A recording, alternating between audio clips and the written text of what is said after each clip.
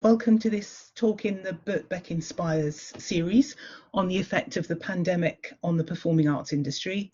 My name's Pauline Greene. I lecture in the Department of Film, Media and Cultural Studies here at Birkbeck.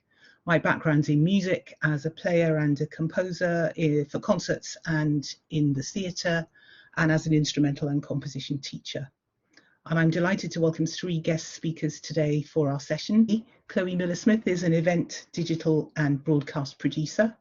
Eliza Thompson works in music for theatre, film, TV and radio, variously as a composer, a dramaturg and a score producer.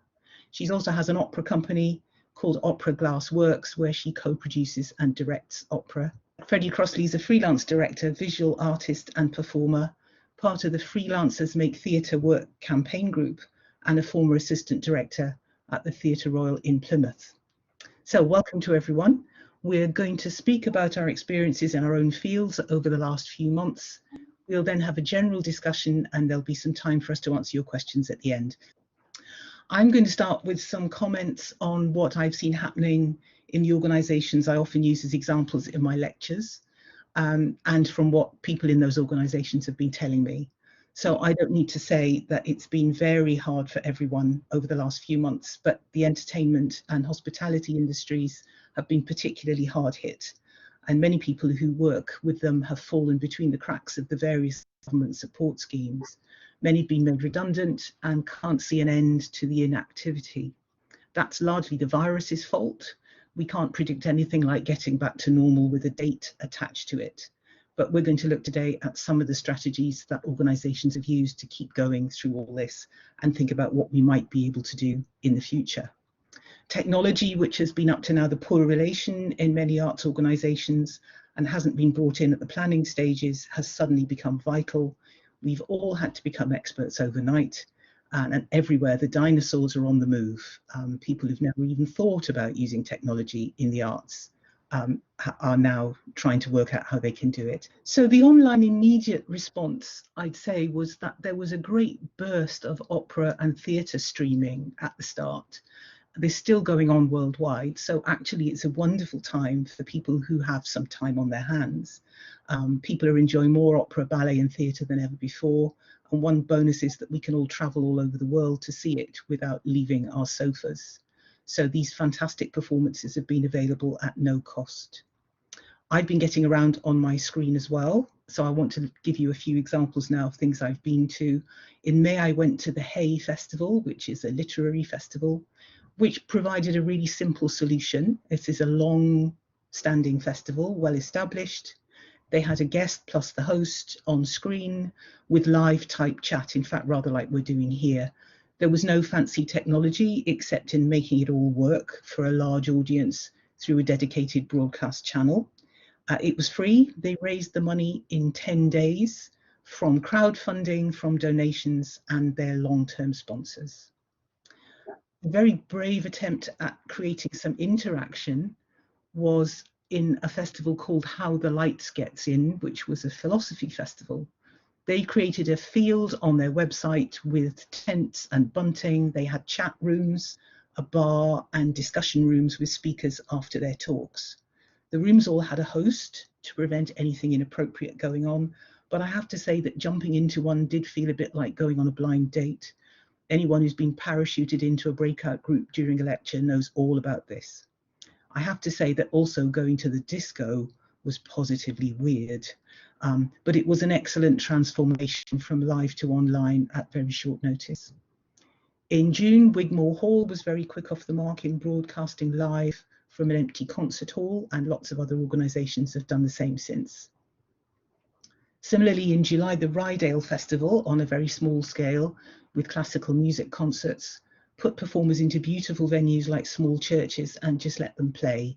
They introduced their own programmes and created a really warm, friendly atmosphere, which is something that's so hard to do on a screen.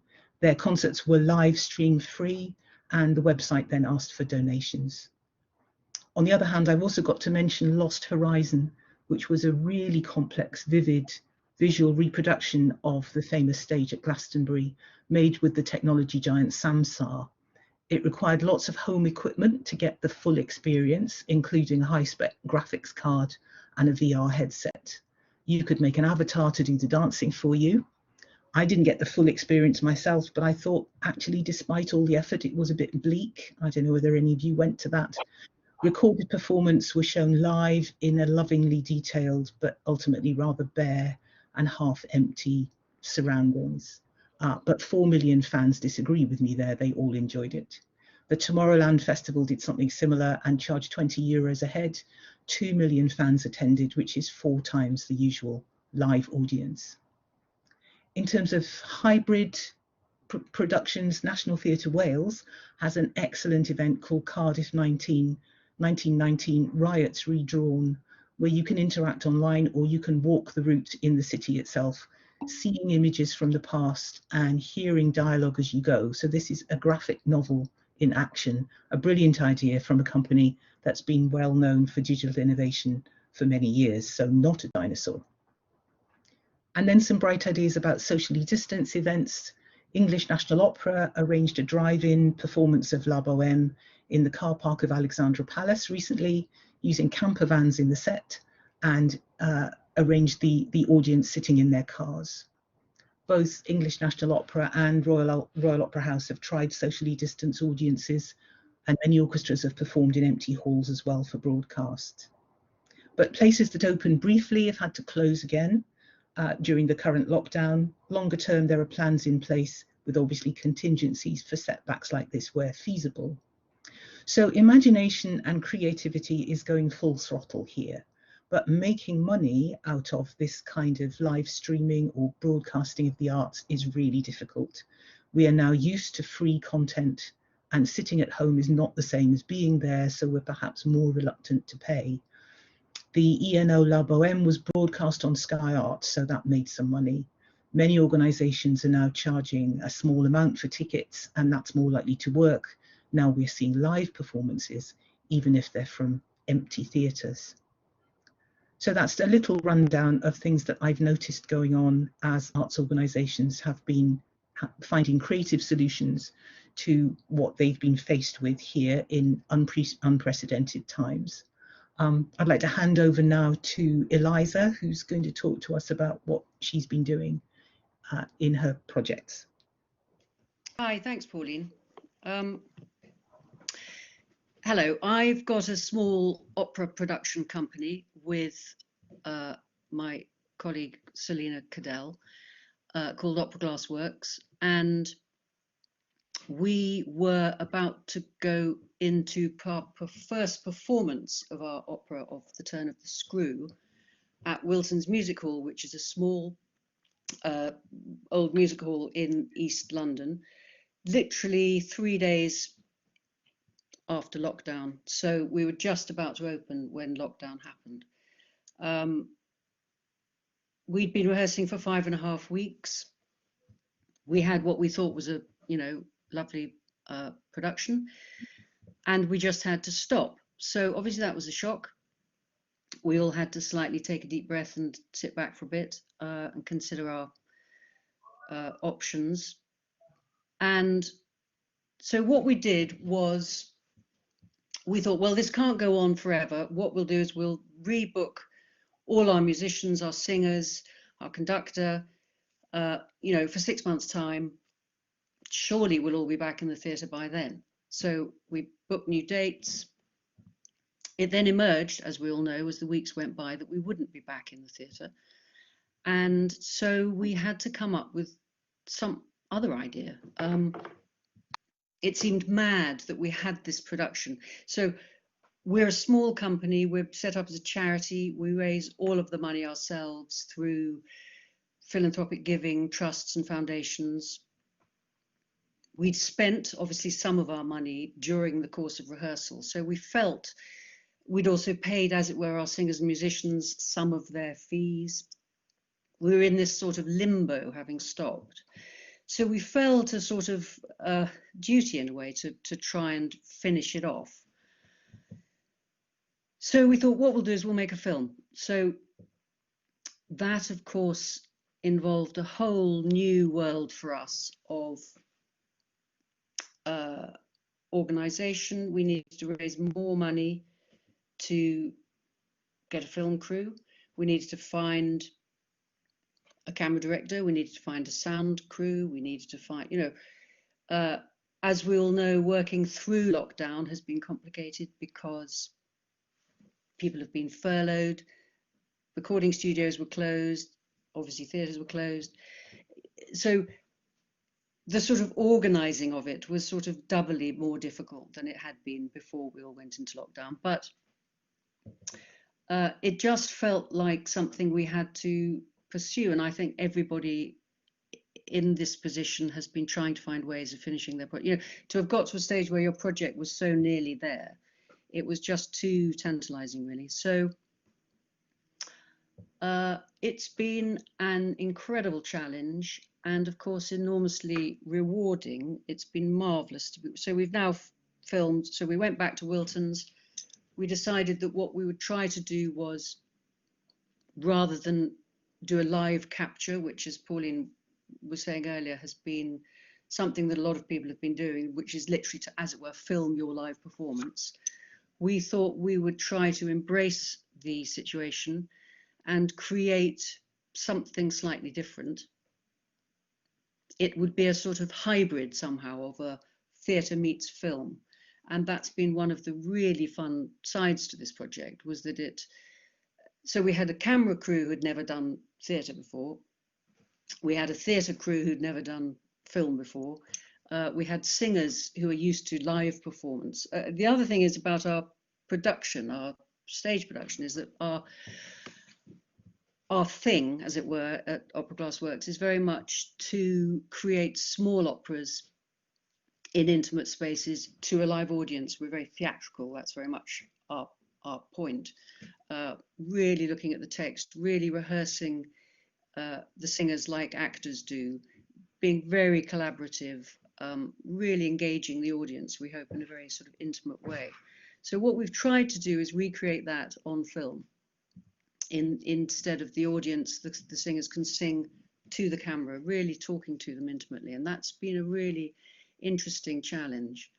The other thing that arose, of course, was the complication about not everybody could be in the theatre at the same time. So working with COVID has come with all sorts of, as we know, complications. So social distancing, we had to learn all sorts of things about masks and wet wipes and sterilising things, and also find a new way of putting on this production without people touching and with singers being socially distanced and all of that. So we used the whole theatre. Instead of just using the stage, we've kind of bled into the auditorium. So where the audience would have originally sat, that has become part of our set. We've got sort of empty orchestral chairs to symbolise the orchestra, but we do have live musicians in the film cropping up here and there. We could put a few, small numbers of musicians together, things like that. So we've found various different ways of working on this project. So I'm happy, obviously, to talk ad infinitum about it, but I'm very aware of the time, so I should hand on. Thanks very much indeed, Eliza. It's a fascinating topic, and yeah, we could go on for another hour and a half on how you managed to do that. But I'd like to hand over now to Chloe Miller-Smith, who is going to talk about her adventures during lockdown.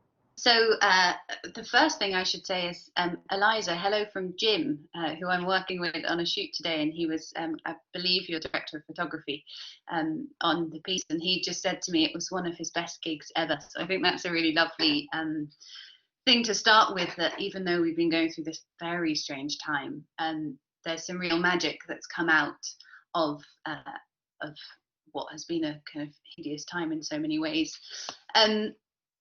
Just to talk first to one of the things that Pauline said is I'm one of the ones that fell through the gaps. So I started freelancing not long enough into the 18-19 tax year to benefit from any of the government support. So I could have been in quite a tricky situation, and I know very, very many who have been in that situation.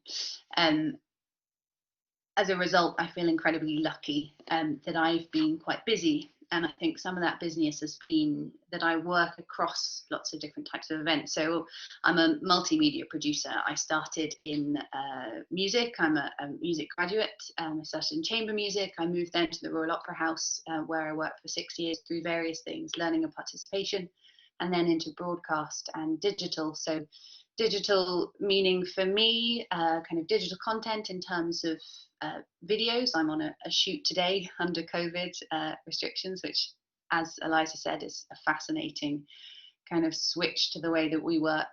And then I work a lot in virtual reality and augmented reality, MR, so mixed realities across those. So for me, it's been a really interesting time in that this pandemic, though I wish it had never come, as I say, I think has kind of created some magic. It's seemed to me to really kickstart a bunch of kind of transformation work that wouldn't have happened otherwise. The shoot that I'm on today is for an online teaching course, which has been in the pipeline of my client for years and had not been pushed through. And because of COVID-19, we're here and we're doing it. And in order for this company, which is a kind of commercial but attached to the performing arts, has had to really switch on to being able to deliver their content online, to be able to use it, kind of the digital realm to enable them to continue. And that's something I think we've seen across the performing arts. I am a lot of the time, in normal times, an outdoor events manager. So I work across street theatre, circus, kind of large scale spectacles. This time last year, I was in Coventry project managing and kind of producing and event managing a large scale projection mapping piece onto Coventry Cathedral. If you stumble past St Paul's, you'll have seen the sister project last November, and that work has had to be cut. But what's been quite interesting is seeing what performing arts, mainly kind of street theatre and circus people have been doing, and there's been a lot of incredible digital stuff, teaching online, but also some really imaginative stuff, taking a move and then sending it to your friend who's in Germany. And that's the magic of kind of the circus world, particularly, that people are all over the shop. So for the outdoor arts world, I think it's been pretty devastating, and that's one that relies so much on audience that there's been very little that you can do. I'm at the moment programming and was hoping to deliver come December, but we're kind of pushing back a program of live circus, immersive theatre and other street art in Kingston upon Thames. We knew when we started programming that the chances were quite slim. So what we did is build in an augmented reality trail into that program, and that's something that we're continuing with in December. The idea behind that was that with augmented reality, so if you're not familiar with it, think Pokemon Go, think having your phone and being able to run around and find different things. And what we've been able to do there is disperse audiences. What we've been able to do there is make sure that interaction with arts is self-led, that we're not bringing in large groups of people to one place, but we can still kind of engage people and show off some of the work that has been happening this year. I've also been working quite a lot in the summer with a virtual reality kind of project. I was working for a company called Vision 3 to produce a piece that was meant to be an on-site activation, so using 4 virtual reality headsets, and we would be bringing people through every 15 minutes to have this experience. We can't do that at the moment, so we're relying quite heavily on the boost in sales on headsets at home. So that's meant that people can really experience those things at home now, and people are really taking advantage of what people have at home in order to be able to engage. Lots of other things to say, but I'll wrap up and pass back to Pauline. Thanks very much, Chloe. There's so many interesting things there. We all want to hear more, but we need to keep going. So thank you so much. And can I pass now on to Freddie? I'm Freddie. I'm a early career freelance director, a visual artist, as you heard. I'm also a musician and a writer, as probably we all have to be now, to have many strings to our bows. I also work for Freelancers Make Theatre Work in a voluntary capacity. This is a campaign that stands with, advocates for, petitions for, amplifies the voices of freelance workers in our sector. So I've heard so many stories like yours, Chloe, of people slipping through the gaps. In fact, I saw a statistic just the other day that only 0.8% of people have actually been able to take advantage of any of those grants, which is pretty shocking. Anyway, I'm just going to jump straight in and talk a little bit about how this seems to have affected, at least coronavirus seems to have kind of accentuated and accelerated many of the problems that actually we already knew were the case in theatre, particularly. And one of those things really is our value system, the way in which we value culture, the way in which we value arts, and actually the way in which we value humanity and the environment, have all come to head in this time. Yeah, we can value art with finance. We can say that the performing arts brings in £1.28 billion of ticket sales every year, which is an incredible contribution to the economy. We can value a rainforest too for its timber or the palm oil it might produce. These valuations, this system in which we value things, feels on one hand uncomfortable, maybe on another hand reductive, destructive. What it becomes clear is actually that finance is really an insufficient language in which to talk about our work and these issues that are increasingly important, or always been important, notably the richness of diversity, equitability, our environment, empathy. Finance cannot possibly value empathy. So what we need, I think, personally, and I mean, I'm taking a bit of a different turn to the other speakers, but is a shift, I think, in our value system. So rather than squeezing every last ounce out of freelancers, art workers, artists, the environment, so that there is nothing left, we shift our focus to put those things in the center. Rather than using art to create money, we use money to create art. We pour money into the arts, into the environment, into humanity, and therefore come away with a hope for a future which is more sustainable, more resilient, fairer, and rich in human diversity, ecological diversity, creative diversity. The value system has to shift in order for us to be able to actually value these things in a three-dimensional way. And that sounds like a massive thing to ask, like a huge utopian vision. But actually the change just comes from our own shift. It comes from a personal reassessment of the way in which we value these things. And once we reassess the way that we value these things and reshift the focus of our attention, and then we talk to our families, and then we talk to our friends, and then we talk to our communities, actually what comes about is a societal change. And I would argue that that is exactly what we need at this moment. Thank you, Freddie. That's great. That's something that we can think about for the next 6 months, I think. Could I ask, I think Freddie's given a very eloquent overall plan for what may need to happen, what does need to happen next. But I wonder if everyone has an idea about maybe one thing that our participants today can do to help. You know, we are single entities trying to make things work on a small scale, as well as thinking about policies on a larger scale. So could I ask the speakers if they have an idea about what everybody who is here today can do to help the situation at the moment, to help the creative arts? I think it sounds, I would love to say, do this one thing, put your one bit of money to this place, whatever it is, but I think there's so much that's unknown at the moment, and I think there's a lot that can be said for staying engaged.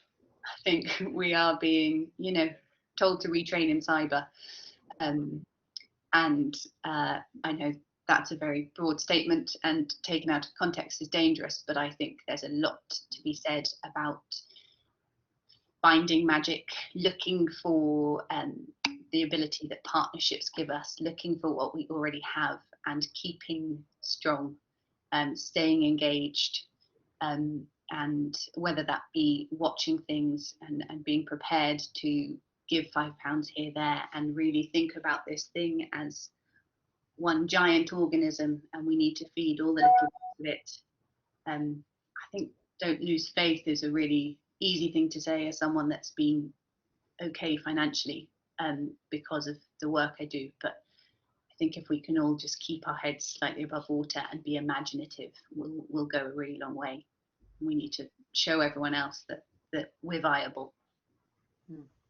Excellent, thank you. Eliza? I think too that, what's really interesting about this period is what has come out of it, and I think that we all have to continue to find ways of, as it were, embracing the situation. It is what it is, and we all really miss, in a lot of our cases, for example, live theatre, and that is it's very difficult to figure out what we can do to sort of how we can find a way of replacing that really important, I think, kind of participatory experience. But I think we've all just got to work at finding new ways of working. We need to embrace it. We need to grasp it and find ways forward.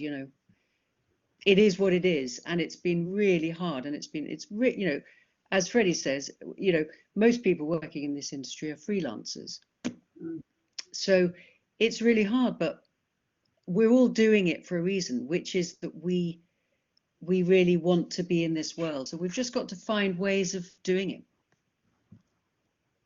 Thank you. Freddie, do you have anything to add?